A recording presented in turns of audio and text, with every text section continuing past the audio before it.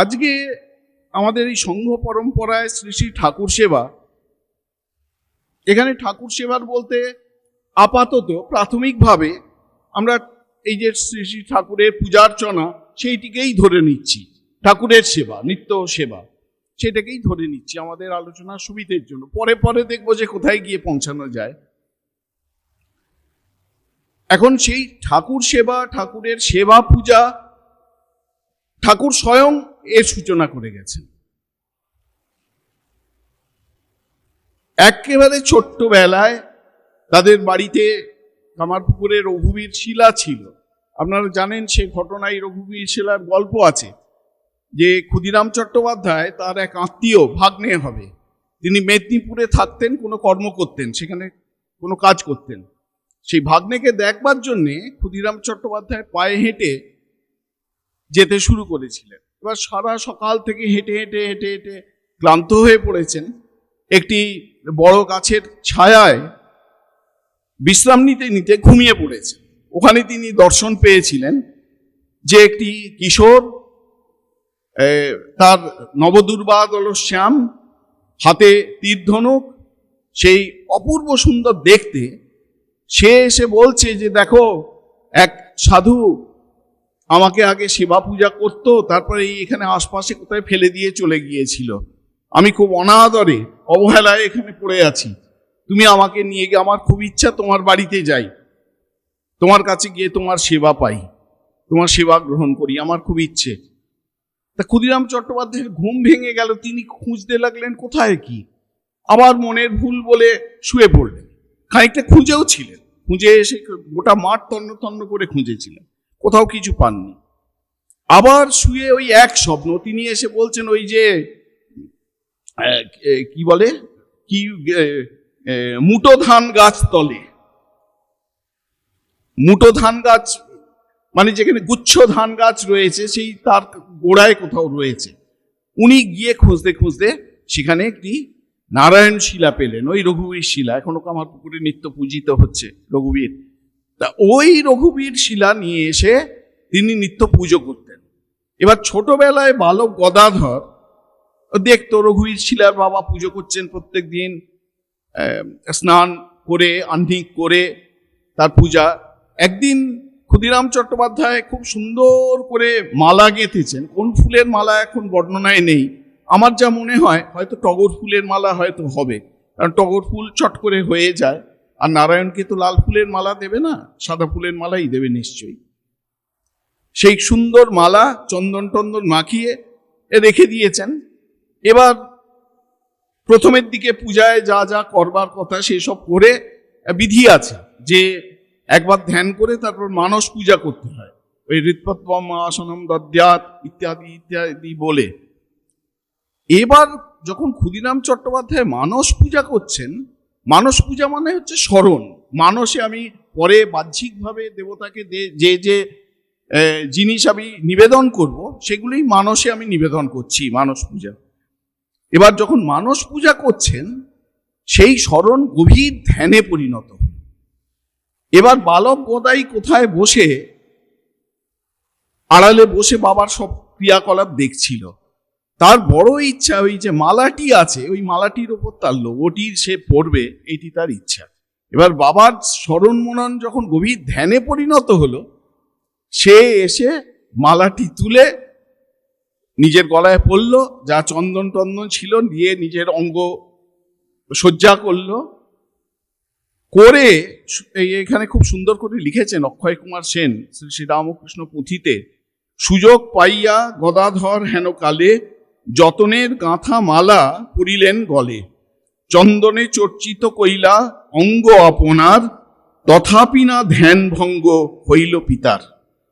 রঙ্গ করি জনকেরে ডাক দিয়া কন, দেখো না গো রঘুবীর সেজেছি কেমন, আমি সেই রঘুবীর দেখো না গো চেয়ে, কেমন সেজেছি মালা চন্দন পরিয়ে। একবারে গদাধর ওই মালা চন্দন পরে বাবাকে ডাক দিচ্ছেন। এই ঘটনাটার উল্লেখ করছি এই কারণে যে এই যে শ্রী শ্রী ঠাকুরের পূজা, শ্রী শ্রী ঠাকুরের সেবা, এর সূচনা কিন্তু করে গেছেন ঠাকুর নিজেই করে গেছেন। আমরা পরবর্তীকালে অনেকবার দেখব, বহুবার এরকম দেখব। শ্যামপুকুর বাটিতে কথামৃতেই কয়েকটি উদাহরণ আছে। তারপর আমাদের প্রভানন্দজি মহারাজের ওই লেখা 2 ভলিউমে শ্রীরামকৃষ্ণের যে অন্তলীলা, ওখানেও এই রকম বেশ কিছু ঘটনা আছে। একটি দুটি ঘটনার কথা বলি। ঠাকুর তখন শ্যামপুকুর বাটিতে আছে, কালী পুজোর দিন। সেদিন ছিল 1886 1885 6ই নভেম্বর, কালী পূজার দিন। সেদিন ছিল দীপান্বিতা কালী পূজা। এখন সন্ধ্যে 7টা। ঠাকুর আগে থেকে সবাইকে বলে রেখেছিলেন যে পূজার জোগাড় যন্ত্র সব করে রাখবে। কেউ জানে না যে কিসে পুজো হবে, কে পুজো করবেন, কি, শুধু ঠাকুর বলেছেন পূজার জিনিসপত্র জোগাড় করে রাখো। সবাই ভক্তেরা জোগাড় করে রেখেছেন। এবার যখন সব ভক্তরা চারপাশে ঘিরে বসে আছেন, ওখানে মাস্টার মশাই লিখেছেন যে শরৎ, শশী, গিরিশ, চুনিলাল, মাস্টার, রাখাল, নিরঞ্জন, ছোট নরেন, বিহারী প্রভৃতি অনেক ভক্ত, এইসব ভক্তরা সব রয়েছেন। ঠাকুর এমন সময় বলছেন ধুনানো, ধুনা দাও আর কি। কিছুক্ষণ পর ঠাকুর নিজেই জগন্মাতাকে ওইখানে যে পায়েস এবং মিষ্টান্ন ইত্যাদি ইত্যাদি নৈবেদ্য ছিল সেগুলো সব নিবেদন করলেন। নিবেদন করে মাস্টার মশাইয়ের দিকে তাকিয়ে বলছেন, সবাই একটু ধ্যান করো। তো সবাই চোখ বুজে ধ্যান করতে শুরু করলেন। দেখতে দেখতে গিরিশ ঘোষের কি একটা উদ্দীপনা হলো। গিরিশ ঘোষ ওখানে ওই একটা মালা ছিল ঠাকুরের, ওই পূজার জন্য যে মালা রাখা ছিল, গিরিশ ঘোষ সেই মালা তুলে নিয়ে গিয়ে ঠাকুরের পাদপদ্ম সাজিয়ে দিলেন, গোল করে পায়ে পরিয়ে দিলেন। মাস্টার মশাইও দেখা দেখি ওখানে যে গন্ধপুষ্প ছিল মুঠো মুঠো করে তুলে নিয়ে ঠাকুরের পায়ে দিলেন। তারপর নিরঞ্জন মহারাজ, নিরঞ্জনানন্দজি, তিনি কিছু ফুল নিয়ে ব্রহ্মময়ী ব্রহ্মময়ী বলে ঠাকুরের পাদপদ্মে দিয়ে একদম মাথা ঠেকিয়ে ভূমিষ্ঠ হয়ে প্রণাম করলেন। ভক্তেরা তখন সকলে জয় মা এরকম ধ্বনি করছেন। ঠাকুর গভীর সমাধিতে মগ্ন। কিছুক্ষণ পরে একটি যখন বাহ্য চেতনা হলো, 2 হাতের, একটি হাতে বর আর একটি হাতে অভয়, এইরকম যেরকম মা কালীর যেরকম মুদ্রা দেখা যায় সেরকম দেখা গেল। তারপর আবার আমরা পাচ্ছি যে কাশীপুরের ঠাকুর তখন আছেন। ওরা একটা ঘটনা ঘটেছিল, এটা পরবর্তীকালে শ্রীসীমা বলেছেন। ঠাকুর তখন কাশীপুরে আছেন, কিছু ভক্ত, ওরা যাতে এখনকার মতো তো মোবাইল নেই, ভক্তেরা জানতেন না ঠাকুর কোথায় আছেন। তারা সব, তাদের ইচ্ছা হয়েছে যে রান্না বান্না করে ভবতারিণীকে ভোগ নিবেদন করবেন তারা, এবং ঠাকুরকেও সেই ভোগ প্রসাদ দেবেন।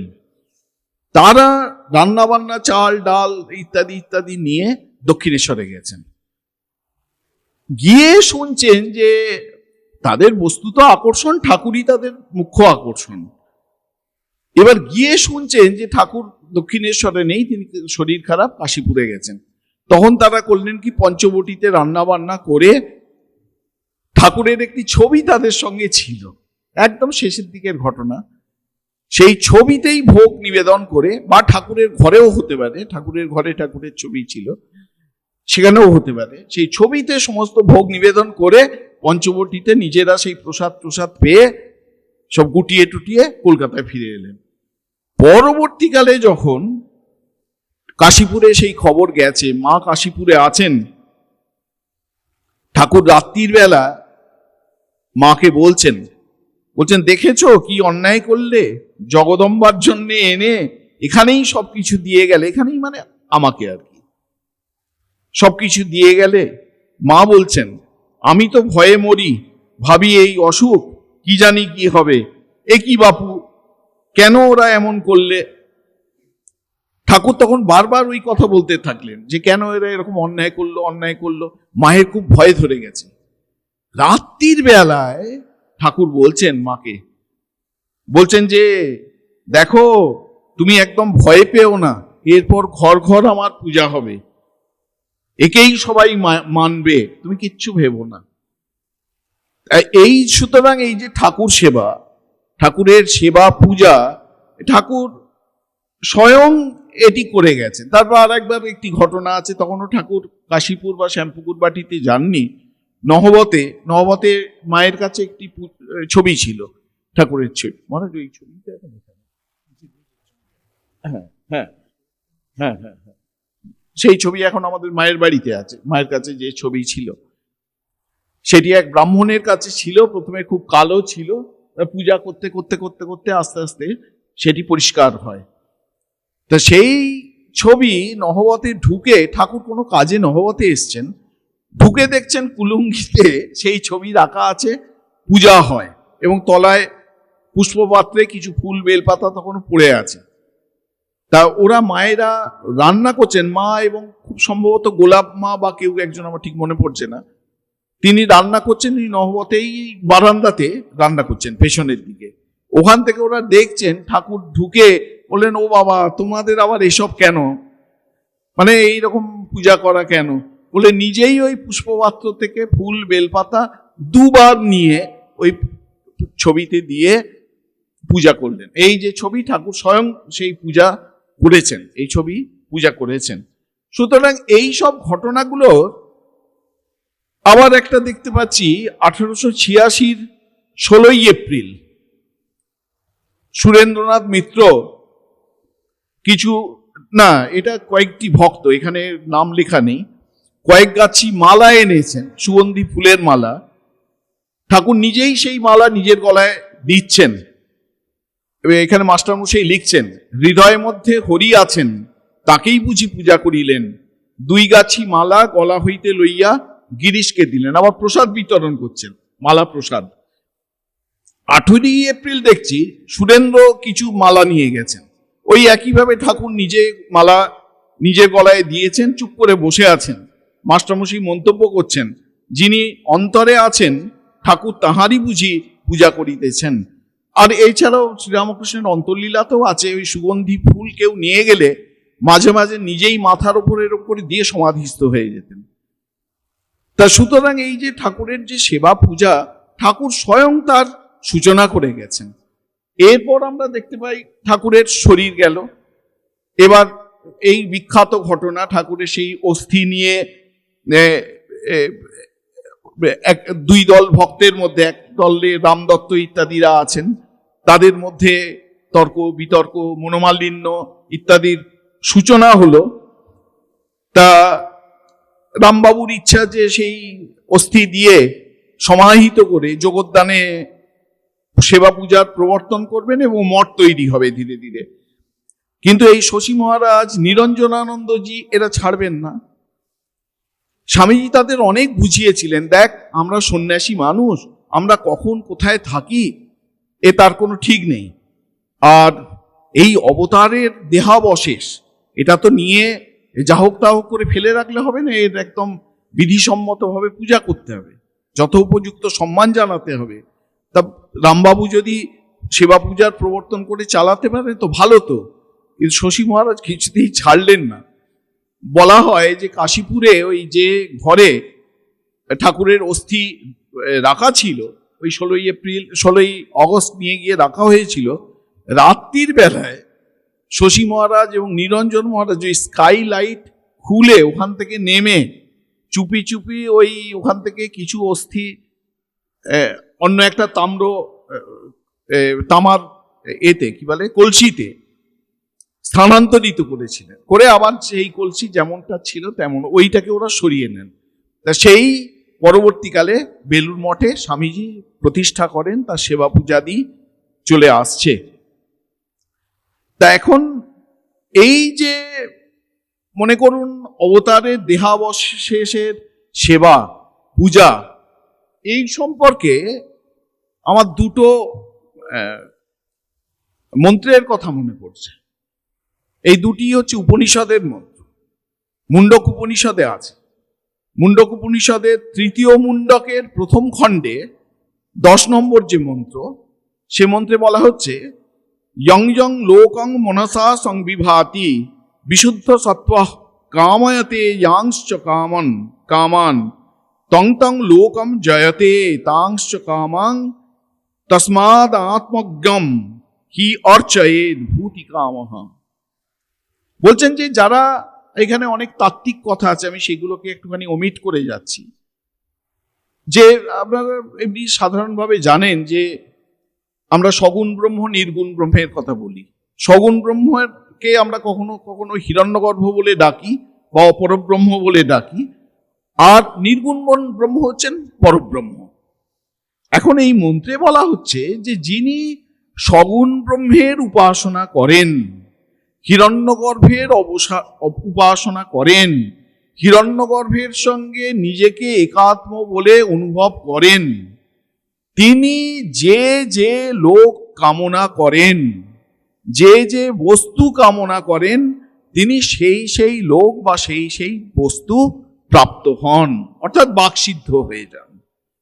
এবং সেই ব্যক্তিকে যারা উপাসনা করবে, পূজা করবে, তারাও তাদের মনোগত বাঞ্ছা, মনোগত বাসনা পূর্ণ হবে, তারাও সেই সেই কামনার বস্তু প্রাপ্ত হবে।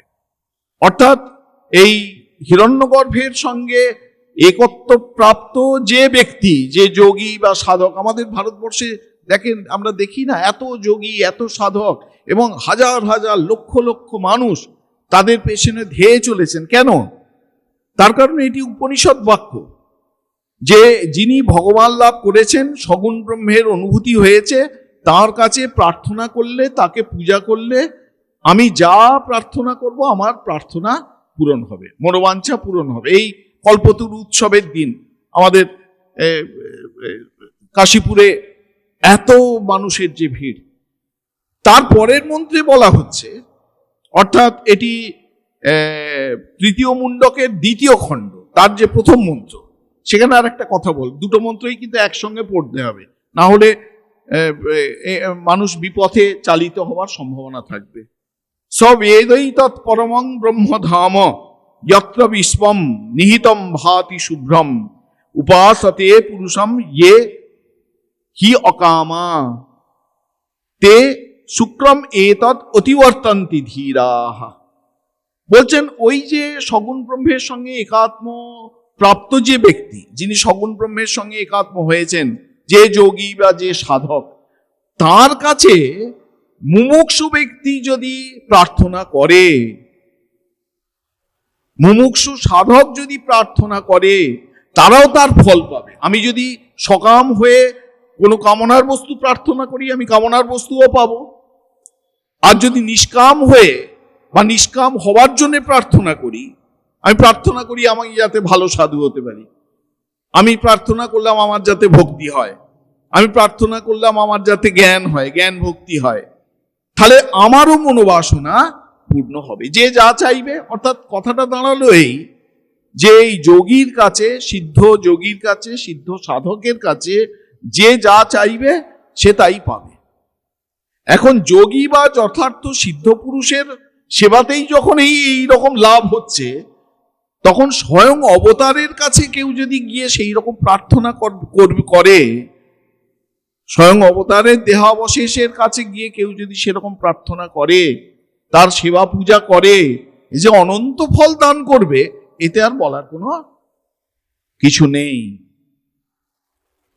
এইটি হচ্ছে, এই যে কেন আমরা এই ঠাকুরের সেবা পূজাকে এত গুরুত্ব দিচ্ছি, কথাটা হচ্ছে এই, যে যে যা পাইবে চাইবে, ওই আমাদের গান আছে না, ধর্ম অর্থ কাম ও মোক্ষ, যার যা কি হয় প্রয়োজন, রামকৃষ্ণ রামকৃষ্ণ বলো আমার মন, ওখানে একটি লাইন আছে, ধর্ম অর্থ কাম ও মোক্ষ যার যার যত হয় প্রয়োজন। এই হচ্ছে, এইগুলো কথা কিন্তু কথার কথা নয়, এগুলো উপনিষদের কথা। উপনিষদের কথা কি খুব সহজভাবে বলা হয়েছে। এখন মড রুলসে একটা কথা আছে, ঠাকুরের তো সেবা পূজা হবে, এবার স্বামীজির এই প্রসঙ্গে বক্তব্য কি এই ত্যাগের সেবা পূজা নিয়ে? স্বামীজি বলছেন যে শ্রী ভগবান এখনো রামকৃষ্ণ শরীর ত্যাগ করেন নাই, কেহ কেহ তাহাকে এখনো সেই শরীরে দেখিয়া থাকেন ও উপদেশ পাইয়া থাকেন, এবং সকলেই ইচ্ছা করিলে দেখিতে পাইতে পারেন। স্বামীজি লিখিতভাবে এটা বলছেন।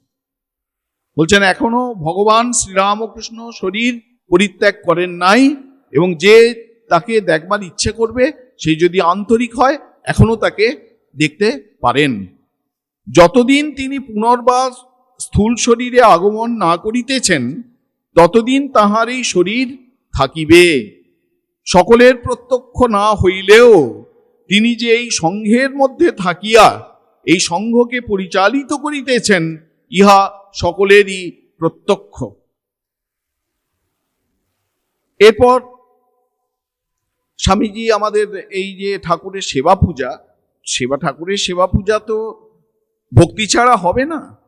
এবার সেই ভক্তি সম্পর্কে বলছেন, ভক্তির প্রবলতায় যোগের উচ্চ সীমায় উপস্থিত হওয়া যায়, কিন্তু লম্ফজম্প করিলে বা মূর্ছাগ্রস্ত হইলে অথবা উক্ত ভাবকালে অলৌকিক দর্শন হইলেই যে জীব সমাধি অবস্থা প্রাপ্ত হইয়াছে ইহা সিদ্ধান্ত নয়। ভক্তির প্রভাবে সমাধি উপস্থিত হইয়াছে বা স্নায়ুত্তারণায় স্বপ্ন দর্শন হইতেছে ইহা স্থির করিতে হইবে। মানে আমরা যেন হাইপার ইমোশনাল না হই। এটা যেন এই ভগবানের প্রতি ভক্তিবশত আমি ভগবানের সেবা পূজা করছি, সেটি যেন প্রথমত বিধিসম্মত হয়, আর দ্বিতীয় সেটি যেন ব্যবহারিক হয়, প্র্যাকটিক্যাল হয়। তৃতীয় সেটি যেন স্নায়বিক বা মানসিক উত্তেজনার বশে কৃত না হয়। এত ব্যালেন্স করে, কারণ এইভাবে ভগবানের সেবা পূজা আজকে নতুন করে আমরা শুরু করছি তা তো নয়, আদি অনন্তকাল ধরে চলে এসছে, কিন্তু তার যেন একটা ব্যালেন্স থাকে, এইটি স্বামীজির বক্তব্য। বলছেন যে শ্রী ভগবান ভাব সমাধির পরে যে সকল ঘটনা দেখিতেন বা ভবিষ্যৎবাণী করিতেন সে সমস্তই ক্রমশ পরিপূর্ণ হইতেছে, অপিচ সেই অবস্থাতে তাহার প্রত্যেক প্রত্যক্ষই জীবের কল্যাণের কারণ, স্বার্থশূন্য ও সদাচার পূর্ণ। আমি ভগবানের প্রতি ভালোবাসাবশত ভগবানের সেবা পূজা করতে পারি, আমার আচরণের মধ্য দিয়ে আবেগের বহিঃপ্রকাশ, ইমোশনের বহিঃপ্রকাশ হতেই পারে, কিন্তু তার কতগুলো ক্রাইটেরিয়া আছে যে এই যে ইমোশনের বহিঃপ্রকাশ এটা ঠিক কিনা। প্রথম কি না, এটা যেন মরাল হয়, নীতি অনুসারী হয়, নৈতিক হয়, অনৈতিক যেন না হয়। যদি অনৈতিক হয় বুঝতে হবে সেই ইমোশনের মধ্যে গলদ আছে। দ্বিতীয় হচ্ছে এই ইমোশনের যে বহিঃপ্রকাশ এর মধ্যে দিয়ে যেন জীবের কল্যাণ সাধিত হয়, মানুষের কল্যাণ যেন সাধিত হয়। একদম স্বামীজি বেঁধে দিচ্ছেন একবারে যে ঠাকুরের সেবা পূজা কিভাবে হবে। এই আজকে যে বেলুড় মঠে ঠাকুরের সেবা পূজা হচ্ছে, সারা পৃথিবী জুড়ে ঠাকুরের সেবা পূজা হচ্ছে, তা কোন ধারায় কোন খাতে প্রবাহিত হবে এর সমস্ত বিধি স্বামীজি একদম ঠিক করে দিয়ে গেছেন, বেঁধে দিয়ে গেছেন। তারপর স্বামীজি বলছেন এই মঠের প্রত্যেক অঙ্গই, এখানে অঙ্গ মানে প্রত্যেক সদস্য, অঙ্গ মানে সদস্য মানে সাধু ব্রহ্মচারী প্রত্যেকে, বলছেন এই মঠের প্রত্যেক অঙ্গই ঠাকুর ঘরে যাইয়া পূজা করিতে পারিবেন। ঠাকুর স্থাপন, পূজা, ভোগরাগ ইত্যাদি সম্বন্ধে পরমহংসদেবের কোনো উপদেশ নাই, ইহা তাহার সম্মানের জন্য আমরা কল্পনা করিয়াছি। স্বামীজির কথা এটা। যোগ, ধ্যান, ভজন, জপ ইত্যাদি তাহার প্রধান শিক্ষা। মঠে বর্তমান ব্যক্তিদের মধ্যে কেহই এ কথা স্বীকার করেন না যে পরমহংসদেব কাহাকেও মূর্তি স্থাপন, পূজা, ভোগরাগাদির উপদেশ করিয়াছেন। কেবল তাহার জীবনের শেষ অবস্থায় কোনো কোনো শিষ্যকে নিজ মূর্তি ধ্যান করিতে বলিতেন। বলে তারপর স্বামীজি বলছেন যে প্রভুর উপদেশ অনুসারে কার্য করাই তাহার প্রতি যথার্থ সম্মান প্রদর্শন করা। এত ব্যালেন্স করে বলছেন। তারপরে যখন পূজা ইত্যাদি শুরু হলো মঠে, এবার শশী মহারাজ, তার ব্যাকগ্রাউন্ড হচ্ছে একটা তান্ত্রিকের বাড়ি থেকে এসছেন, ছোটবেলা থেকে পূজা ইত্যাদি করে অভ্যস্ত তিনি।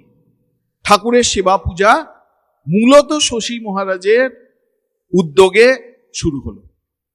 স্বামীজি লিখছেন একটা চিঠিতে, 1894 সালে আমেরিকা থেকে লিখছেন। এই চিঠিগুলো কিন্তু খুব সাবধানে পড়তে হবে, মানে আক্ষরিকভাবে এই চিঠিগুলোকে যদি নিয়ে তাহলে কিন্তু আমরা মিস ইন্টারপ্রিট করব। আমাদের স্পিরিটটাকে ধরবার চেষ্টা করতে হবে চিঠিগুলোর। স্বামীজি লিখছেন, আমার মহাভয় শশীর ওই ঠাকুর ঘর।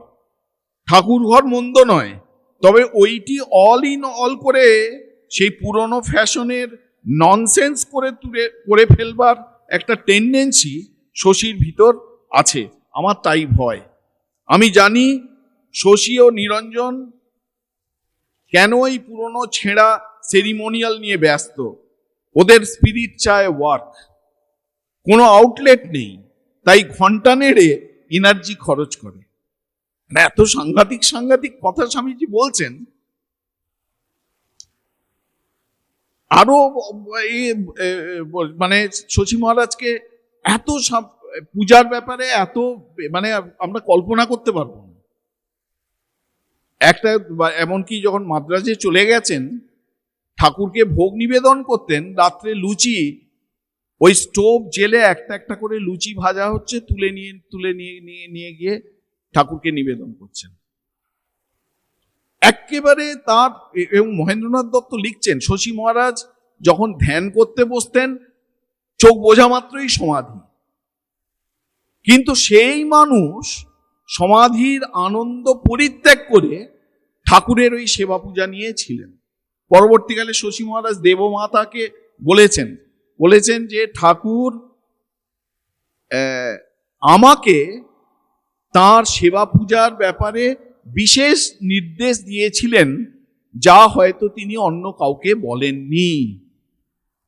সুতরাং আমি তারই কথা মেনে চলব। পরবর্তীকালে স্বামীজি বলছেন, ওই শশীকে আমাদের মঠের সেন্ট্রাল ফিগার বলে জানবি। কারণ আমরা এখনকার দিনে বলতে গেলে মনে করুন আমাদের, আমি বেলুড় মঠের কথাই বলছি, কাজ কর্ম ইত্যাদি ইত্যাদি সব আছে, কিন্তু ঠাকুরের মন্দির নেই, পুজো নেই, মঙ্গলারতি নেই, সন্ধ্যারতি নেই। কোনো কিছুর কি কোনো মূল্য আছে? কোনো কিছুর কোনো মূল্য নেই। আমরা যেখানে যত যা কিছু কাজ করছি তার সেন্ট্রাল ফিগার, তার ভর কেন্দ্র হচ্ছে ওই ঠাকুর সেবা। তার ভর কেন্দ্র হচ্ছে ঠাকুর সেবা। ঠাকুর সেবা যদি ঠিকঠাক চলে সবকিছু ছবির মতো চলবে। কিন্তু ওখানে যদি কোনো সমস্যা হয়, অন্য সমস্ত স্থানে সেই সমস্যা পার্কুলেট করবে, ছড়িয়ে পড়বে। এখন স্বামীজি আমরা দেখছি, আমি দুটো প্রসঙ্গ একটু বলবো।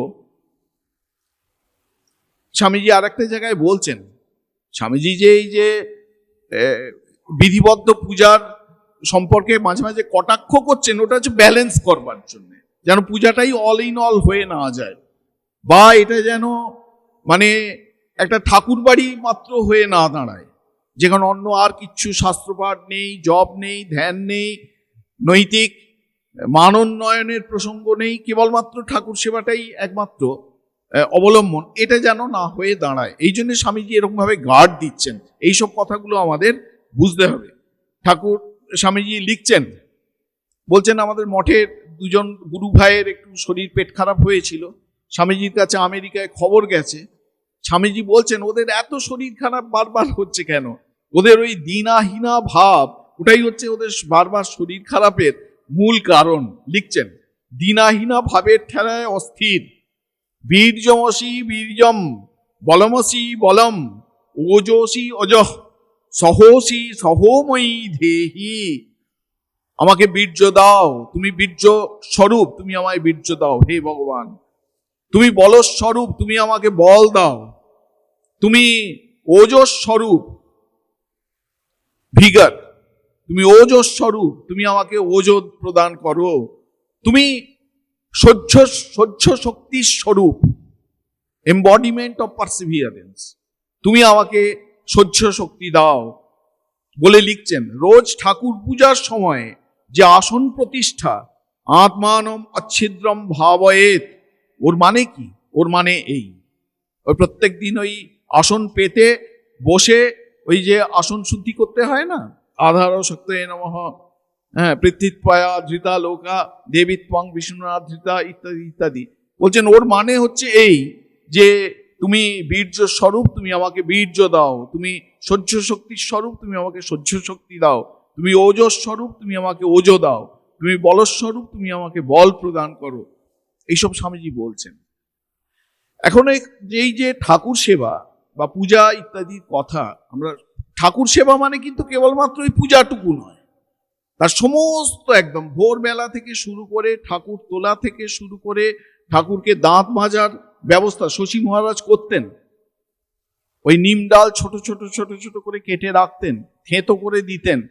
একদিন কেউ একজন থেঁতো করতে ভুলে গেছে, তাকে গিয়ে একবারে একঘাত দিয়ে দিলেন, বলেন তুই আজকে আমার ঠাকুরের দাঁত দিয়ে রক্ত বের করে দিয়েছিলি, ভালো করে থেঁতো করিসনি, ঠাকুরের কষ্ট হয়েছে। এই রকম তার সেবার যাক আত্মবৎ সেবা। আমি যদি ওইটি ব্যবহার করতে যাই, আমার যদি কোনো কষ্ট না হয়, তাহলে নিশ্চয়ই ঠাকুরেরও কোনো কষ্ট হবে না। তো আমার যদি কোনো কষ্ট হয়, নিশ্চয়ই ঠাকুরেরও কষ্ট হবে। ভাবটি হচ্ছে এই, আমাদের পরম্পরায় এই ভাবটি কিন্তু বরাবর চলে এসছে। এখন আমরা যখন এই পূজার কথা বলি, একটি কথা মনে রাখতে হবে যে দুভাবে পূজা হতে পারে, দুভাবে পূজা হয়। একটি হচ্ছে আপনার বিধিবদ্ধ পূজা, আরেকটি হচ্ছে ভাবের পূজা। বিধিবদ্ধ পূজা সেখানে একদম বিধি বলাই আছে যে এইগুলো করতে হবে। যেমন এর আমি একটা পাচ্ছি যে কুলার্ণব তন্ত্রে আছে, ওইটাই মূলত আমরা ফলো করি, যে কোনো পূজাতে আমরা এটি ফলো করি, যে আত্মস্থান মনু দ্রব্য দেব শুদ্ধিস্তু পঞ্চমী যাবৎ ন কুরুতে দেবী তাবৎ দেবার্চনম কুতঃ।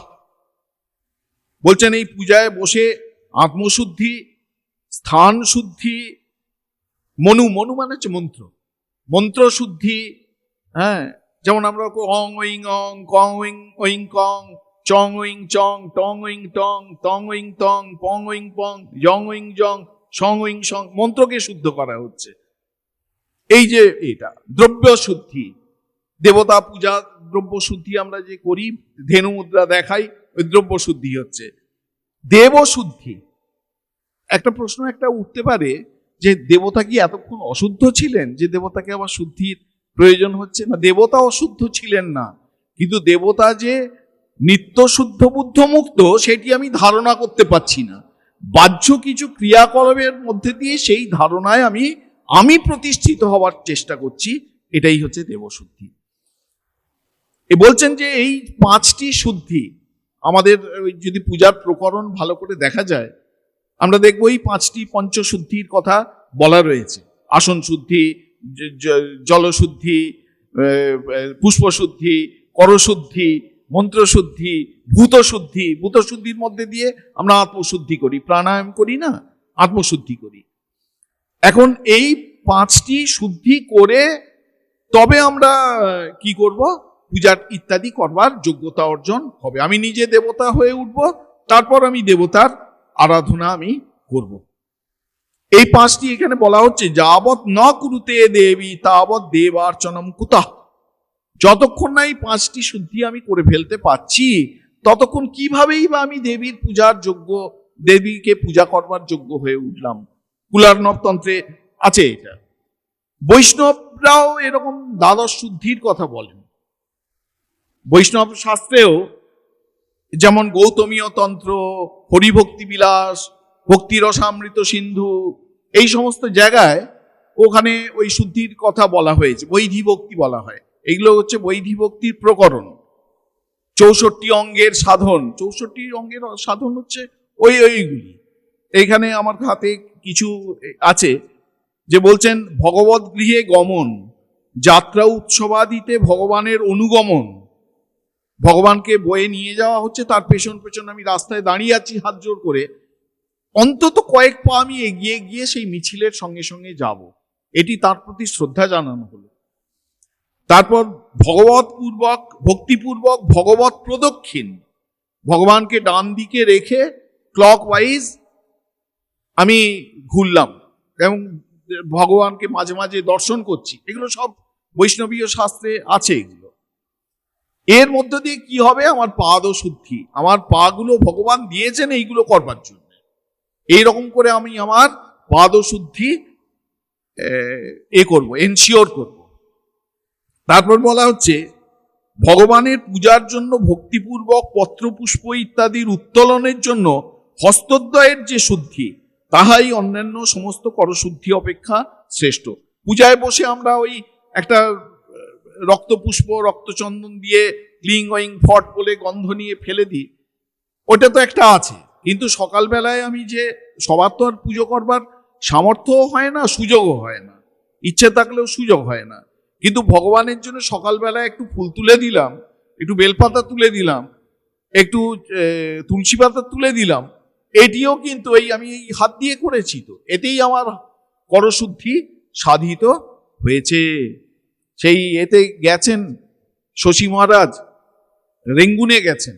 তখন রেঙ্গুনে থাকতেন আমাদের বিখ্যাত শরৎচন্দ্র চট্টোপাধ্যায়, সাহিত্যিক। শরৎবাবুর সঙ্গে শশী মহারাজের পরিচয় হয়েছিল। একদিন উনি একে চিনতেন। কেন? এর কারণ হচ্ছে শরৎচন্দ্র চট্টোপাধ্যায়ের ভাই আমাদের রামকৃষ্ণ সংঘের সাধু ছিলেন, বেদানন্দ, স্বামী বেদানন্দ। খুব সঙ্গীতজ্ঞ মানুষ ছিলেন, দেওঘরে ছিলেন একটা সময়। সঙ্গীত সংগ্রহের প্রথম যে এডিশন বেরিয়েছিল তার তিনি অন্যতম রূপকার, সেই স্বামী বেদানন্দজি। আপনারা ওই যে শ্রীকান্ত উপন্যাস, সেখানে দেখবেন এই একজন সাধুর কথা বলা আছে, কলেরাতে ঘুরে ঘুরে হোমিওপ্যাথি ওষুধ দিয়ে বেড়ায়, তার মধ্যে তার কিছুটা ছায়া আছে। এখন রেঙ্গুনেতে যখন শশী মহারাজ আছেন, তিনি খবর পেয়েছেন যে অনেক দূরে, কয়েক কিলোমিটার দূরে চাঁপা ফুল পাওয়া যায়, নাগকেশর ঠাকুরের অত্যন্ত প্রিয় ফুল। তা তিনি সেই পায়ে হেঁটে ফুল আনতে গিয়েছিলেন।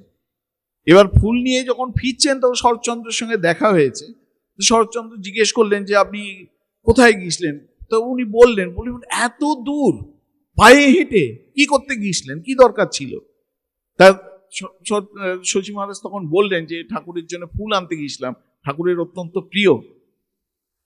তা তখন শরৎচন্দ্র বলছেন এটা সময়ের অপব্যবহার নয়, এতটা রাস্তা, এত পরিশ্রম করে কেবলমাত্র কতগুলো ফুল আনবার জন্য যাওয়া। তা শশী মহারাজ তখন একটি কথা বলেছিলেন, সাধন ভজন সকলই তো ফাঁকি, শুধু এই অবসরে এই সুযোগে তোমার এই ডাকি। তা এইগুলো হচ্ছে সমস্ত কিন্তু সাধন, এবং এইগুলি হচ্ছে শাস্ত্রসম্মতও বটে।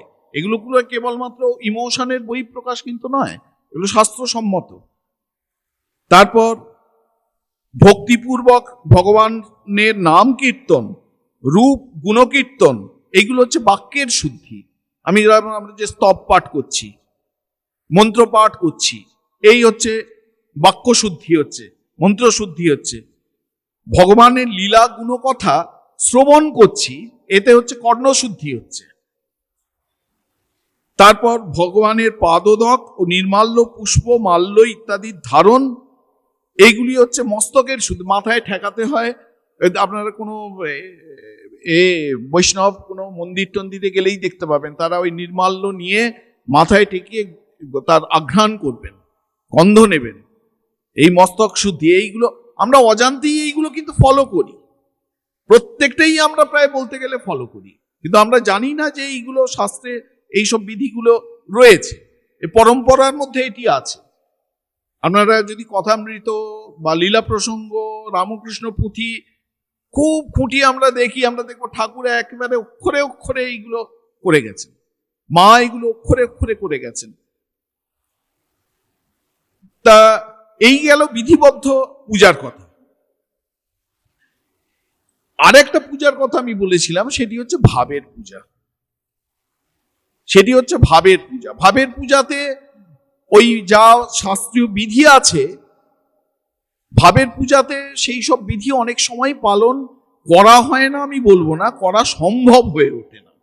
কেন সম্ভব হয়ে ওঠে না? কারণ ওই বিধি পালন করবার আগেই সাধক সমাধিস্থ হয়ে যাবে, ভগবানের সঙ্গে লীন হয়ে যাবেন, তিনি আর ওই বিধি পালন করবেন কি করে? তখন স্বামী প্রেমানন্দজি মহারাজ মঠে ঠাকুর সেবা করেন। একদিন স্বামীজি ওপরে গেছেন আমাদের পুরনো ঠাকুর ঘরে, তো বাবুরাম মহারাজ জোর করে ধরে তাকে পূজার আসনে বসিয়ে দিলেন। স্বামীজি করলেন কি, প্রথমে একটু ধ্যান করলেন, করে সমস্ত যা ফুল বেলপাতা ছিল ভালো করে চন্দন টন্দন মাখিয়ে নিয়ে গিয়ে ঠাকুরের পায়ে এরকম করে দিয়ে গভীর ধ্যানে একদম নিমগ্ন হয়ে গেল। আপনি কি স্বামীজিকে গিয়ে ওরকম করে প্রশ্ন করবেন যে ওই আপনি তো ওই ভূত শুদ্ধিটা করলেন না, কি মন্ত্র শুদ্ধিটা করলেন না? এইসব অবান্তর কথা। আমি একটি চিঠি এখানে পড়ে শোনাচ্ছি। এই চিঠিটি হরানন্দ মহারাজ, আমাদের যে বেলুড় মঠে দীর্ঘদিনের এই যে ঠাকুর সেবার যে ট্র্যাডিশন, শশী মহারাজ যে ট্র্যাডিশন, শশী মহারাজ, নিরঞ্জন মহারাজ তার অ্যাসিস্ট্যান্ট ছিলেন, এই সূচনা করেছিলেন। পরবর্তীকালে প্রেমানন্দজি মহারাজ, তারপরে কৃষ্ণলাল মহারাজ, ধীরানন্দজি মহারাজ, হিতানন্দজি মহারাজরা হিতানন্দজিকে দেখেছেন, হ্যাঁ, তার পূজা প্রবাদের মতো হয়ে আছে। সেই হিতানন্দজি মহারাজ, সুলভা, হ্যাঁ, মহাপুরুষ মহারাজ প্রশংসা করেছেন সেই হিতানন্দজির, তিনি পূজায় সিদ্ধ ছিলেন, ঠাকুর সেবায় সিদ্ধ ছিলেন। তারপর আমাদের সুলভানন্দজিকে আমরাও দেখেছি। সেই পর একই পরম্পরা চলে আসছে। আমি শুধু যাদের শরীর নেই তাদের নামগুলোই উল্লেখ করলাম, বাকিদের নাম উল্লেখ করলাম না। সুকুমার মহারাজ তো এখনো আছেন, বৈদ্যনাথানন্দজি এখনো আছেন। তা আমি একটি চিঠির এখানে উল্লেখ করব। এই চিঠিতে আমরা দেখব, অপূর্ব এই চিঠিটি হরানন্দজি লিখছেন আমাদের রামকৃষ্ণ সংঘের অষ্টম সংঘাধ্যক্ষ স্বামী মাধবানন্দজি মহারাজকে লিখছেন এই পূজা সম্পর্কে। এখানে কিভাবে এই বিধিবদ্ধ পূজা এবং ভাবের পূজার সমন্বয় করা যায়, সেই সমন্বয়ের কথা এখানে লিখছেন।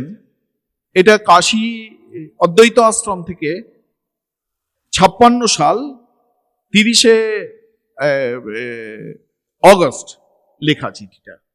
পূজ্যবাদ স্বামী প্রেমানন্দ মহারাজ আমাকে মঠে শ্রী শ্রী ঠাকুরের পূজা যেভাবে নিজে দেখাইয়া দিয়াছিলেন তাহা লিখিতেছি। দেখো, প্রেমানন্দ মহারাজ বলতেন, দেখ, ঠাকুর ঘরে গিয়ে বলবি, ঠাকুর তুমি আমার ভালো মন্দ সব লও, প্রেম ভক্তি দাও।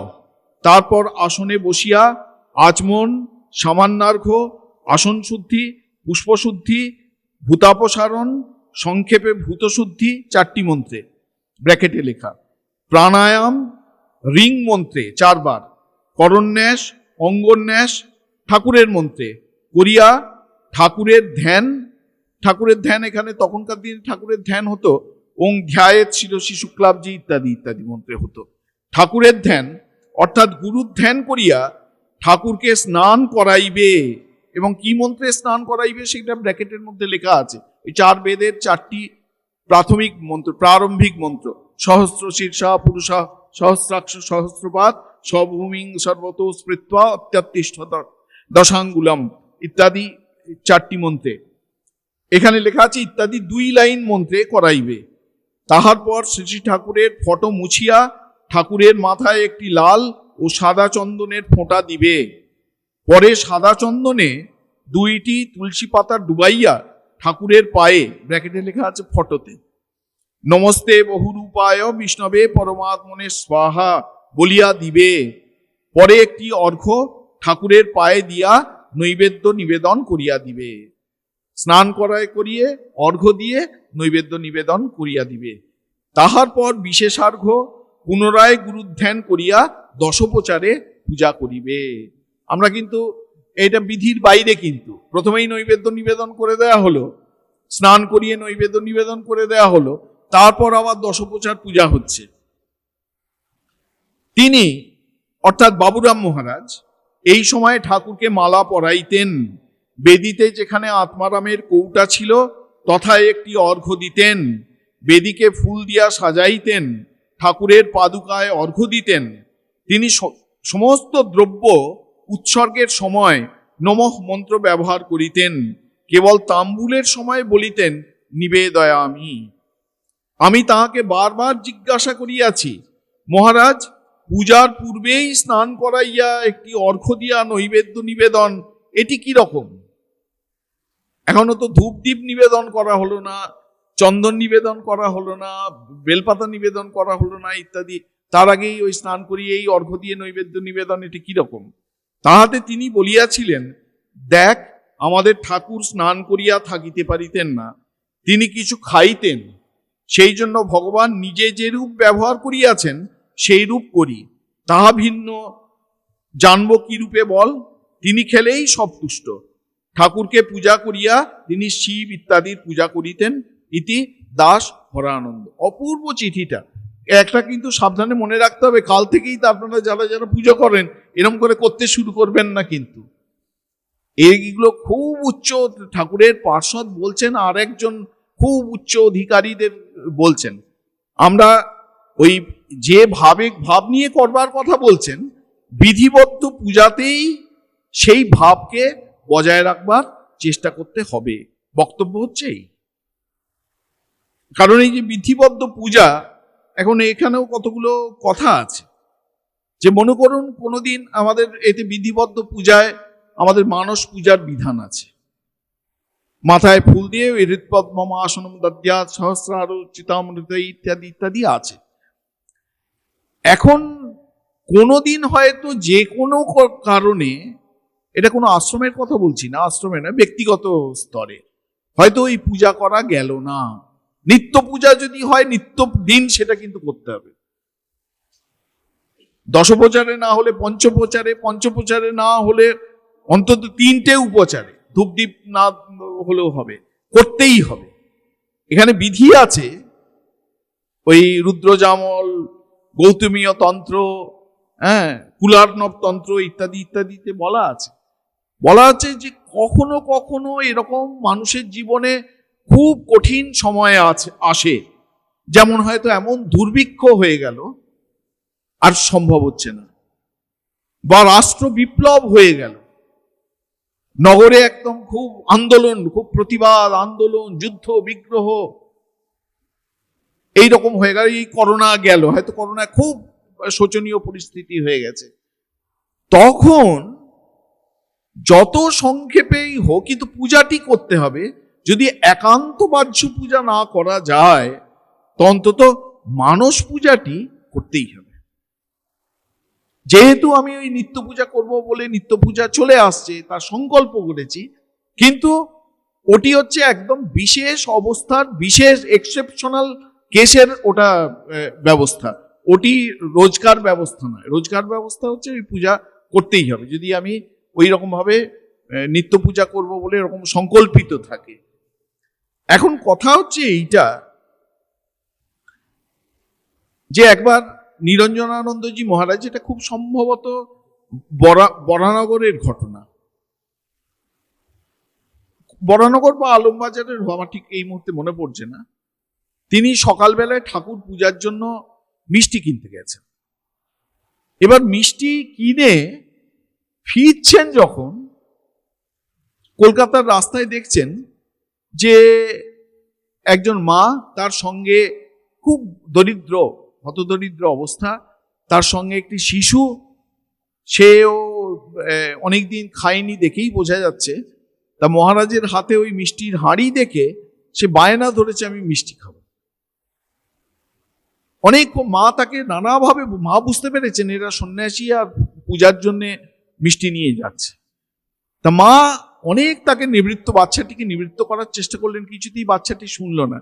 তো তখন নিরঞ্জন মহারাজ করলেন কি, ওই ওর সঙ্গের যে মিষ্টি ছিল সবটা ওই বাচ্চাটিকে দিয়ে দিলেন। এখন কিছুতেই মা সেটি বাচ্চাটিকে খেতে দেবেন না, বলছে না বাবা, ওতে ওর অপরাধ হবে, এটা ঠাকুর সেবার জন্য যাচ্ছে আমি জানি, ও কেন খাবে? তখন নিরঞ্জন মহারাজ বলছেন না মা, এতে কিছু হবে না, ও খেলেই ঠাকুরের খাওয়া হবে বলে ওকে দিয়ে আবার দোকানে গেলেন, আবার ওই মিষ্টি নিয়ে ফিরতে শুরু করলেন। এখন এই যে ঘটনা, খুব তাৎপর্যবাহী ঘটনা কিন্তু, যে আমরা এই সংঘ পরম্পরায় শ্রী শ্রী ঠাকুর সেবার কথা বলছি। তো ঠাকুর নিজে বলছেন যে এরকম চোখ বুজে দেখাচ্ছেন, এরকম করলেই তিনি, আর চোখ খুলে দেখাচ্ছেন, এরকম করলে তিনি নেই। নিজে বলছেন মাটির প্রতিমায় পূজা হয়, বিগ্রহে পূজা হয়, আর জীবন্ত মানুষে পূজা হয় না। এই যখন ঠাকুর সেবার এই সব প্রসঙ্গগুলো আমরা চর্চা করব, মনন করব, তখন আমাদের এই প্রসঙ্গটিকেও খুব যত্ন সহকারে বিবেচনার মধ্যে আনতে হবে। যেই বিরাটের পূজা চলছে, এবং সেই পূজার সর্বোচ্চ রূপ হচ্ছে জীবন্ত মানুষকে পূজা করা, জীবন্ত মানুষের যে সেবা করা। এটিও কিন্তু আমাদের পরম্পরায় খুব জোরালো ভাবে আছে, খুব জোরালো ভাবে আছে। যখন আমরা সংঘ পরম্পরায় শ্রী শ্রী ঠাকুর সেবা এটি চর্চা করব, এইটিকেও কিন্তু আমাদের বিবেচনায় আনতে হবে। আমাদের যে প্রাচীন শাস্ত্র, সেসব জায়গায় আমরা, যেমন আমি একটা বলি, বেদে কৃষ্ণ যজুর্বেদ, সেখানে তৈত্তিরীয় আরণ্যকের 3য় প্রপাঠকের 12 অনুবাক, সেখানে মন্ত্র আছে যে তচ্ছাই ওরা বৃণীমহে গাতুম যজ্ঞায় গাতুম যজ্ঞপতয়ে, তারপরে সংনো অস্তু দ্বিপদে চতুষ্পদে ইত্যাদি ইত্যাদি বলা আছে। তার অর্থটা কি? অর্থ হচ্ছে যে সকল জীবের কল্যাণের জন্য, সকল দুঃখ শোক রোগাদির নিবৃত্তির জন্য আমরা সকল যজ্ঞের যে অধিকর্তা, সেই পরমেশ্বরের কাছে প্রার্থনা করছি। আমাদের অর্থাৎ সকল মানুষের, সকল দ্বিপদ বিশিষ্ট পশুর, সকল চতুষ্পদ বিশিষ্ট পশুর সর্বাঙ্গীন কল্যাণ হোক। এই যে সেবা, এটির সেবার বৈদিক কনসেপ্ট, সেবার যে এর মধ্যে বীজ নিহিত আছে। আমাদের আধুনিক যুগের যে সেবা পূজা, আমরা সেবা পূজা কথাটা বলি না, সেই সেবা পূজার বীজ কিন্তু এই বৈদিক মন্ত্রের মধ্যেই নিহিত আছে। কৃষ্ণ যজুর্বেদের আরেকটি উপনিষদ মহানারায়ণ উপনিষদ, এই সন্ন্যাসীদের পড়তে হয় মহানারায়ণ উপনিষদ। সেখানে আছে একটি যে যদে যদি জগতি যচ্চ চেষ্টতি নামনো ভাগোয়ম নামনে স্বাহা ইত্যাদি ইত্যাদি মন্ত্র আছে। যে জগতে যা কিছু জঙ্গম, জঙ্গম মানে যা কিছু ক্রিয়াশীল, যা কিছু নড়াচড়া করতে পারে, যা কিছু নাম রূপাত্মক, তার সবই সেই পরম পুরুষের অংশ।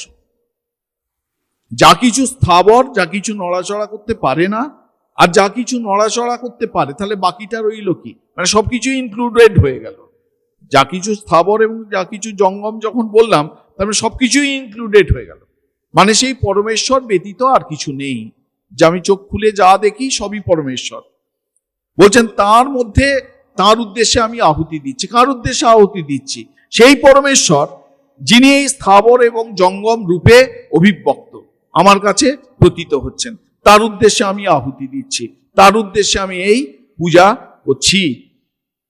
এবং এই পূজাটা কি রকম হবে?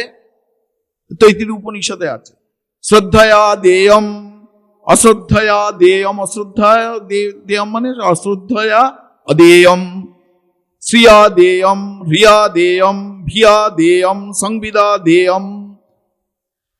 এই যে তুমি বিরাটের উপাসনা করবে, বিরাটের পূজা করবে, কিভাবে আমরা করব?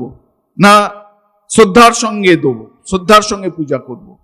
অশ্রদ্ধার সঙ্গে কোনো কিছু, অশ্রদ্ধয়া অদেয়ম, অশ্রদ্ধার সঙ্গে কোনো কিছু দেবো না। সামর্থ্য অনুসারে শ্রিয়া দেয়ম, শ্রিয়া দেয়ম মানে সামর্থ্য অনুসারে আমি দান করব, সামর্থ্য অনুসারে দান করব। ওই যে আমরা মানস পূজার কথা বলছি, যদি সামর্থ্য না থাকে তখন মানস পূজা। সে বিখ্যাত গল্প আছে, একজন খুব ইচ্ছা যে দেবতাকে, খুব গরিব লোক, খুব ইচ্ছা যে দেবতাকে নানা উপচারে পূজা করে, কিন্তু সামর্থ্য নেই। তখন তাকে একজন বলল, আরে মূর্খ, তুমি এত ভাবছো কেন? তুমি মানস পূজা প্র্যাকটিস করো, মানসে তুমি সমস্ত উপাচার ভগবানকে দান করো। সে তখন মানস পূজা অভ্যাস করতে লাগলো। একদিন তার হচ্ছে, এবার মানসে পুজো করছে, তার তো আর ফুলেরও অভাব নেই, চন্দনেরও অভাব নেই, মালারও অভাব নেই, কোনো দ্রব্যের অভাব নেই। একদিন তার হলো যে ঠাকুরকে রোজ রোজ ফল খাওয়াচ্ছি, ফল মিষ্টি, একদিন যদি একটু ভালো করে পায়েস রান্না করে খাওয়ানো যেত। সে চাল, ভালো চাল, সব মানসে হচ্ছে, কিন্তু ভালো চাল জোগাড় করেছে, দুধ জোগাড় করেছে, আরো সব নানা কিশমিশ কাজু চিনি টিনি সব জোগাড় করেছে, রান্না করেছে, সব মানসে চলছে। করে এবার দেবতার সামনে যখন নিবেদন করেছে, এবার বলছে আচ্ছা মন্ত্র বলবো, কিন্তু মন্ত্র বললেই তো ভগবান গ্রহণ করতে শুরু করবেন, তা এখনো কি গরম নেই তো? তা সেই অবস্থাতে ওই মানসেই সে আঙুল ডুবিয়ে এরকম করে দেখছে যে যথোপযুক্ত ঠান্ডা হয়েছে কিনা। তা আঙুল ডোবানো মাত্রই তার হাত একদম জ্বলে গেল, একদম চোখ খুলে দেখছে সত্যি একবারে আঙুল পুড়ে গেছে। মানে ওই মানস পূজা করতে করতে করতে করতে সেটা এমন একটা রিয়েলিটিতে পরিণত হয়েছে যে সেটা আর ভাবের জগতে নেই, সেটাই একটা রিয়েলিটি। এবং সেই রিয়েলিটি হচ্ছে মানস জগতের রিয়েলিটির থেকেও অনেক বড় বাস্তব। এইটি হচ্ছে কথা। তা ওই জন্য বলা হচ্ছে শ্রদ্ধায়া দেয়ম অশ্রদ্ধায়া অদেয়ম, শ্রিয়া দেয়ম সামর্থ্যানুসারে দান করবে, রিয়া দেয়ম নম্রতা সহকারে দান করবে, যেন তোমার মধ্যে ওই দম্ভ প্রকাশিত না হয় যে আমি বড় এই জন্য দিচ্ছি, তুমি ছোট এই জন্য গ্রহণ করছো। বরঞ্চ উল্টোটা হওয়া উচিত। স্বামী বিরজানন্দজি মহারাজের পরমার্থ প্রসঙ্গে আছে যে দেবে সে হাঁটু গেড়ে দেবে, যে গ্রহণ করবে সে দাঁড়িয়ে নেবে, সে হাঁটু গেড়ে নম্রতার সঙ্গে দেবে, এই কারণে যে তুমি আমাকে এই দানের সুযোগ দিয়েছো বলে তোমার কাছে আমার কৃতজ্ঞ থাকা উচিত। সে যে দান করছে সে কৃতজ্ঞ থাকবে। এটি হচ্ছে সেবা পূজার মূল ভাব। রিয়া দেয়ম ভিয়া দেয়ম দম্ভ না করে দান করবে, সংবিদা দেয়ম মিত্রতা স্থাপনের জন্য, ভগবানের সঙ্গে একটা সম্পর্ক স্থাপনের জন্য দেবে। ভগবানের সঙ্গে সম্পর্ক স্থাপন আমাদের ওই বলছিলাম যে ভক্তি দু রকমের ভক্তি আছে, একটি হচ্ছে বৈধি ভক্তি আর একটি হচ্ছে রাগ ভক্তি। বৈধি ভক্তিতে অনেক বিধি নিষেধ, 64 অঙ্গের সাধন, দ্বাদশ অঙ্গের সাধন, পঞ্চ অঙ্গের সাধন ইত্যাদি ইত্যাদি নানা বিধি, এইগুলো করবে এইগুলো করবে না। এই বৈধি ভক্তি যখন পাকে তখন একটা যোগ্যতা হয়, সেই যোগ্যতা কি না ভগবানের সঙ্গে একটা সম্পর্ক স্থাপিত হবে। এটিকে বলা হয় রাগানুগা ভক্তি। সেই সম্পর্ক শান্ত দাস্য সখ্য বাৎসল্য মধুর যে কোনো একটা হতে পারে। এইটাও যখন আরো পাকা হলো, পেকে গেল, তখন সেটি এক্ষুনি শেষ করে দিচ্ছি, রাগাত্মিকা ভক্তিতে পরিণত হয়। সেই রাগাত্মিকা ভক্তি মানে হচ্ছে তখন একমাত্র ভগবানই আছেন, ভগবানই একমাত্র বাস্তব। এই রাগাত্মিকা ভক্তিতে কোনো আরোপ লাগে না, এটাকে প্রেমা ভক্তি বলে, অব্যাভিচারী ভক্তি বলে, ইত্যাদি ইত্যাদি বলে। তা এখন এই যে ঠাকুরের সেবা, আমরা আবার ফিরে আসি যে সংঘ পরম্পরায় যে ঠাকুরের সেবা, সে ঠাকুরের সেবা অর্চা বিগ্রহে ঠাকুরের সেবা, মন্দিরে ঠাকুরের সেবা, এবং মন্দিরের বাইরেও যা আমরা করছি সেটাও সেই একই ঠাকুরেরই সেবা হচ্ছে, কোনো তফাৎ কিছু নেই। এই ভাবটি যেন আমরা আমাদের মনের মধ্যে দৃঢ় করে তুলতে পারি, তাহলেই আমাদের এই পূজা করা, ঠাকুরের সেবা করা সার্থক হবে। একটি মন্ত্র দিয়ে আমি শেষ করছি। এটি শরৎচন্দ্র চক্রবর্তীর লেখা। এখানে তিনি বলছেন যে এই বেলুড় মন্দিরে, বেলুড় মঠে ঠাকুর তার অধিষ্ঠিত আছেন, তিনি শিষ্য প্রশিষ্যাদি ক্রমে সেবিত হচ্ছেন, তিনি স্বয়ং শিব, তিনি মোক্ষ ধন নিয়ে বসে আছেন, যাকে তাকে এই মোক্ষ ধন তিনি বিতরণ করছেন। সেই পরব্রহ্ম গদাধরকে আমি প্রণাম জানাই। এই মন্ত্রটি আমি পাঠ করে শেষ করছি। শুভ বেলুড় মন্দির সন্নিহিতম নিজ শিষ্য প্রশিষ্য বিশেষতরম শিব মোক্ষ ধনেশ্বর মাদি গুরুম প্রণমামি গদাধর ব্রহ্মপরম, প্রণমামি গদাধর ব্রহ্মপরম। সকলকে প্রণাম ও নমস্কার।